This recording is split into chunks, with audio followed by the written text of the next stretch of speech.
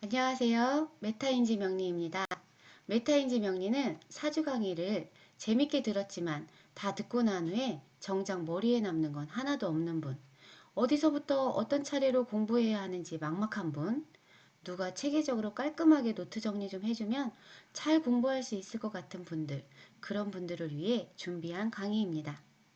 이해하고 있는 것 같은 느낌, 알고 있는 것 같은 느낌, 그 느낌적인 느낌은 확실히 암기하고 있는 것과는 다릅니다. 사주를 해석할 때는 아는 만큼, 외운 만큼 실력이 드러날 수 있습니다. 메타인지 명리는 내가 아는 개념이 무엇이고 아는 것 같지만 사실은 잘 모르는 개념이 무엇인지 명확히 인지하여 주요 개념을 100%내 것으로 만드는 게 목표입니다. 그래서 메타인지 명리는 3단계 학습 순서가 있습니다. 첫 번째, 사주 암기 비법 노트로 핵심 개념만 쏙쏙 뽑아 체계적으로 정리하였습니다. 이렇게 A4 용지 한 장으로 체계적인 개념을 정리를 깔끔하게 잘 해두었습니다. 1단계는 강의를 들은 후 사주 암기 비법 노트를 달달달 외우는 단계입니다. 2단계는 완벽히 외웠다고 생각하면 사주 연습 노트를 풀어봅니다. 빈칸을 채우며 내가 어느 정도 명확히 외웠는지 점검합니다. 빈칸을 다 채우지 못한다면 1단계로 다시 돌아가 부족한 부분을 더 외웁니다. 2단계 학습을 완벽히 마쳤다면 3단계 사주 퀴즈로 마무리 학습을 합니다. 총 15문제로 15문제를 다 마치면 완벽히 암기한 것입니다.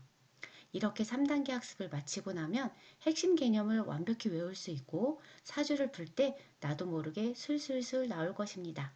1단계 사주 암기 비법 노트, 2단계 사주 연습 노트, 3단계 사주 퀴즈는 영상 아래 더보기를 누르면 링크되어 있으니 다운받아서 열심히 공부해 주세요. 자, 그럼 본격적으로 사주 왕초보 단계 1강 음양과 오행 강의를 시작하겠습니다. 동양 철학의 근원은 태극입니다. 태극이 분화하고 발전하여 음양을 낳습니다. 음양을 형상화한 것이 태극입니다. 태극을 보시면 빨간색은 양의 기운이 왕성하고 파란색은 음의 기운이 왕성합니다. 양의 기운이 왕성할 때 그 양의 기운이 극단으로 더 강해지지 않고 이때 음의 기운이 양과 교류하며 양의 기운을 흡수하여 응축합니다.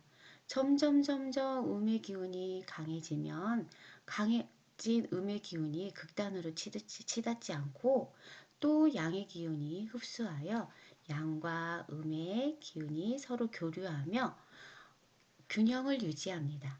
그래서 음양사상의 핵심은 결정론적 관점과 달리 끊임없이 움직이고 교류하며 변화하는 것.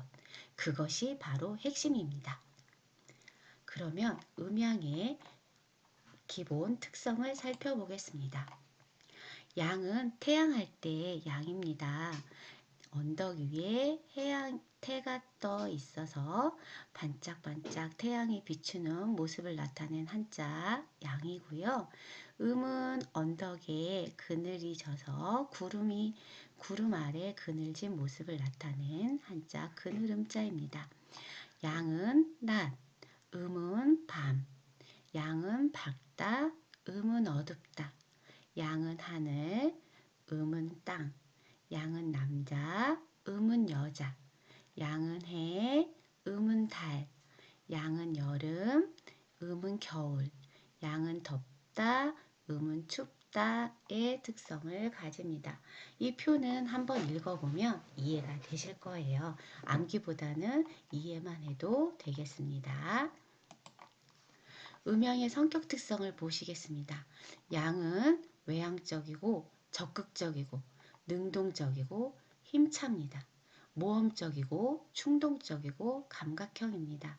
반면 음은 내향적이고 소극적이고 수동적이고 부드럽고 안정적이고 사고적이고 직관형입니다.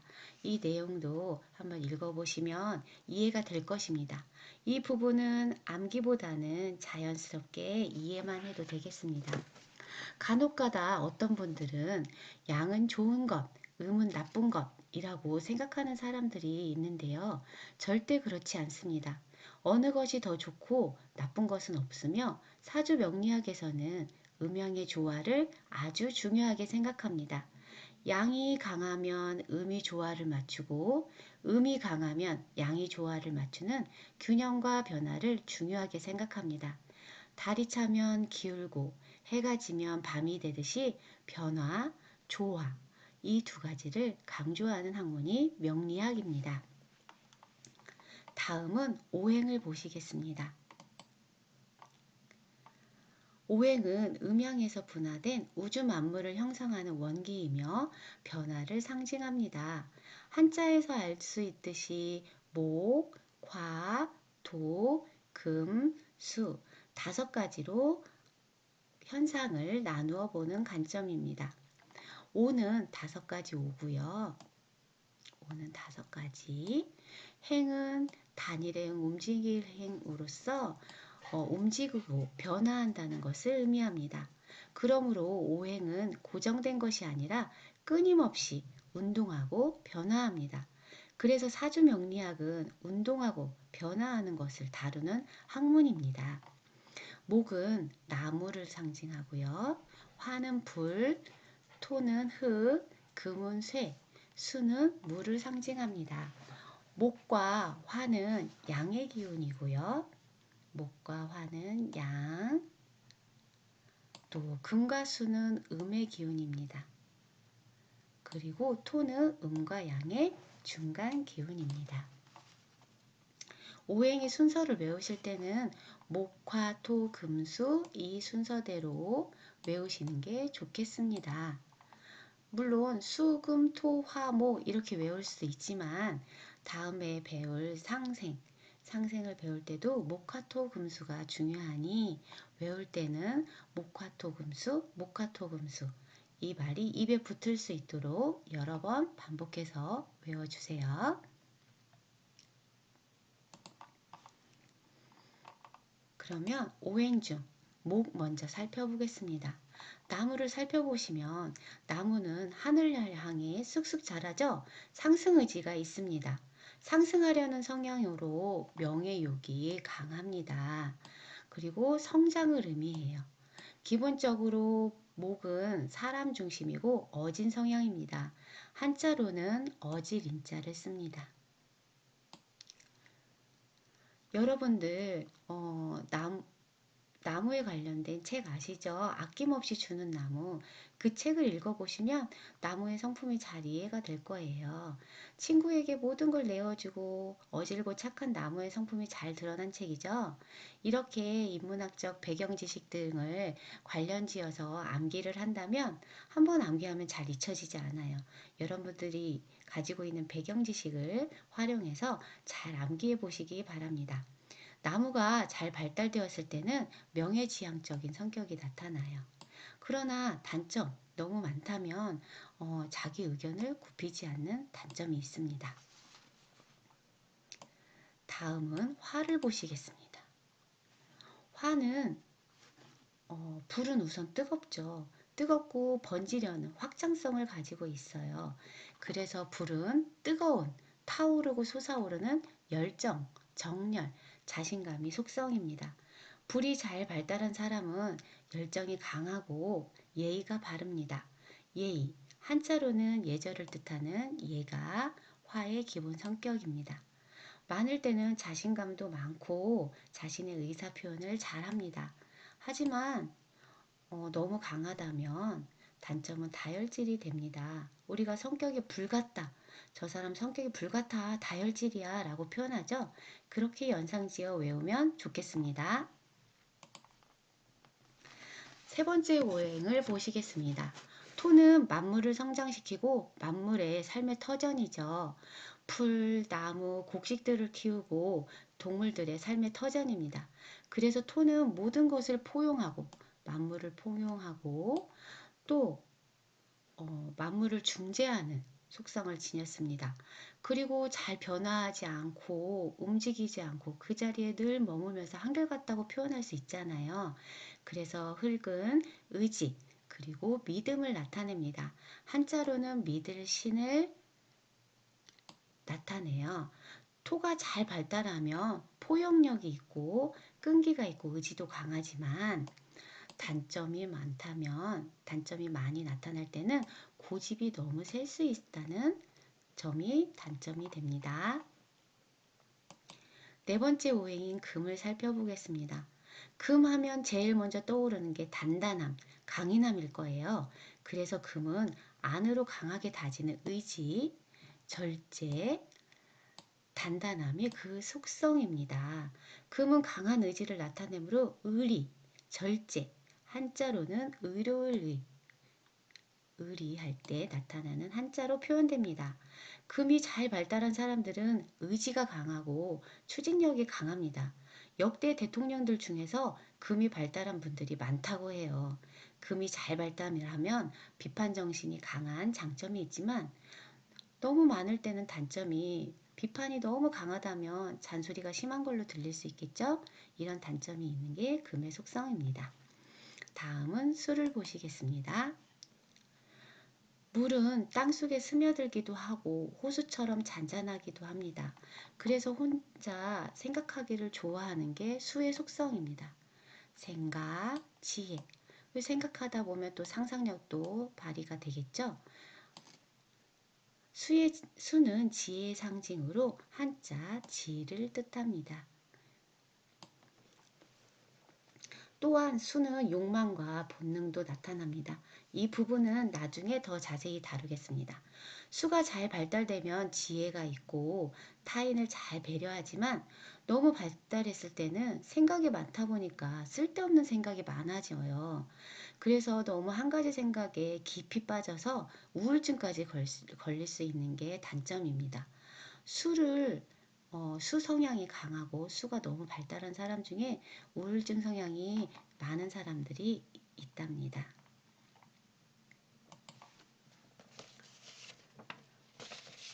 다음은 오행의 상징을 살펴보겠습니다. 오행은 계절, 시간, 방향, 색상, 맛, 숫자, 오음, 신체 기관 등 여러 가지를 상징합니다. 이 부분은 암기하기는 어렵겠지만 꼭 외워두세요. 이 부분을 잘 외워두시면 나중에 사주를 풀 때 이야기거리가 많아집니다. 첫 번째, 오행이 상징하는 계절을 볼게요. 목은 봄, 봄이 되면 나무에 새순이 돋고 잎이 돋죠. 그러므로 목은 봄입니다. 화는 뜨거운 계절, 여름을 상징합니다. 금은 서늘한 기운으로 가을을 상징합니다. 수는 춥죠. 물은 차가운 성질이 있기 때문에 겨울을 상징합니다. 토는 환절기를 뜻하는데요. 봄에서 여름으로 변하는 환절기, 여름에서 가을로 변하는 환절기, 가을에서 겨울로 변하는 환절기, 겨울에서 봄으로 변하는 환절기, 총 4번의 환절기가 있습니다. 다음은 오행이 상징하는 시간을 보겠습니다. 목은 아침, 화는 낮, 가을은 저녁, 수는 밤을 의미합니다. 계절을 상징하는 그 의미와 연결지어서 외운다면 더 잘 외워지겠죠? 토는 사이 시간을 나타냅니다. 아침과 낮의 시가 사이, 낮과 저녁의 사이 시간, 저녁과 밤의 사이 시간, 또 밤에서 아침이 되는 그 사이 시간, 총 4번의 사이 시간을 의미할 수 있겠습니다. 그러면 다음은 방향을 보겠습니다.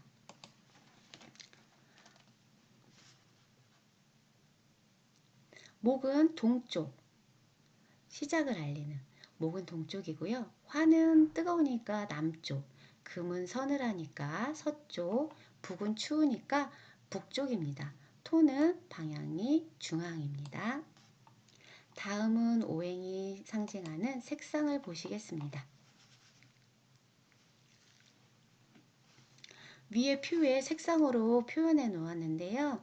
목은 청색, 초록색, 화는 불색, 붉은색, 빨간색, 토는 노란색, 황색 계열, 금은 백색, 수는 검정색, 흑색 계열을 상징합니다. 토는 황색을 상징하는데요. 사주 중에 토가 필요한 사람들은 어떤 색 계열의 옷을 입으면 좋을까요? 노란색이나 황색 계열의 옷을 입으면 좋고요. 사주에서 화가 필요한 사람들은 빨간색 계열의 옷을 입으면 좋겠죠. 나중에 사주를 풀 때 이렇게 풀 수 있고 활용할 수 있으니까 꼭 외워두시면 좋겠습니다. 다음은 맛을 살펴보겠습니다. 이것은 연상법이 어려워서 저는 무조건 외웠답니다. 목은 신맛, 화는 쓴맛, 토는 단맛, 금은 매운맛, 수는 짠맛입니다.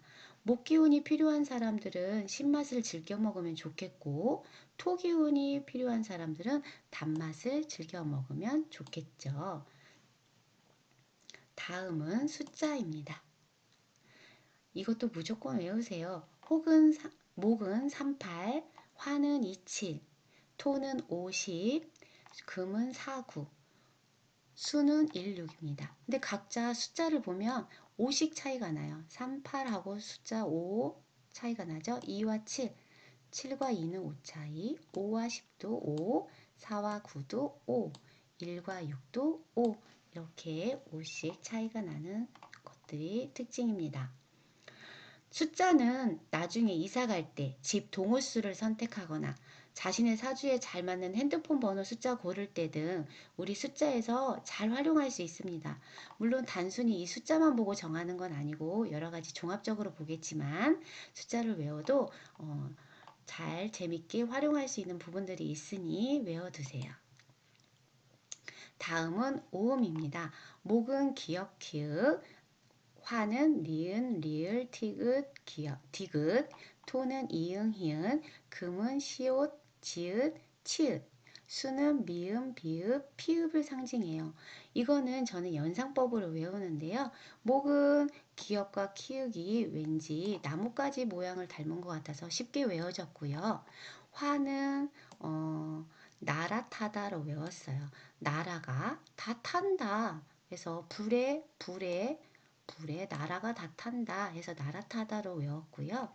금은 금의 대표적인 물건 차를 생각해 보았습니다. 자동차를 생각해 보았고요.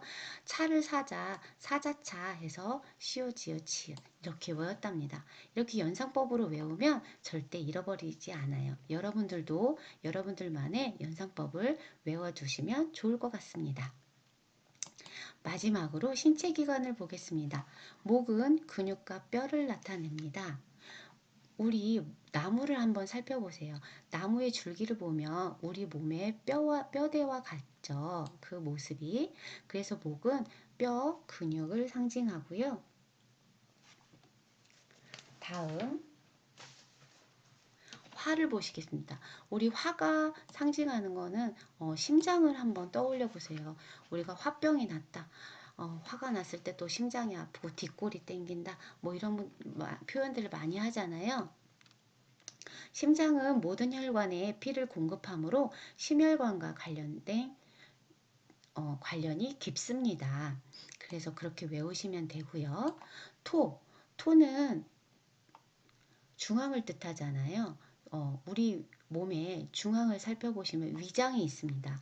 그 위장에서 모든 장기로 영양분을 보내듯이 토의 그 포용과 중용의 그 성격을 닮은 것이 내장이죠.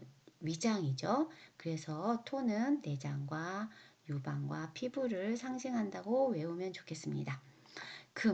금은 우리가 금이 무엇을 상징하나 생각해 보면 폐가 좋지 않을 때 숨소리에서 우리가 새소리가 난다고 표현하잖아요.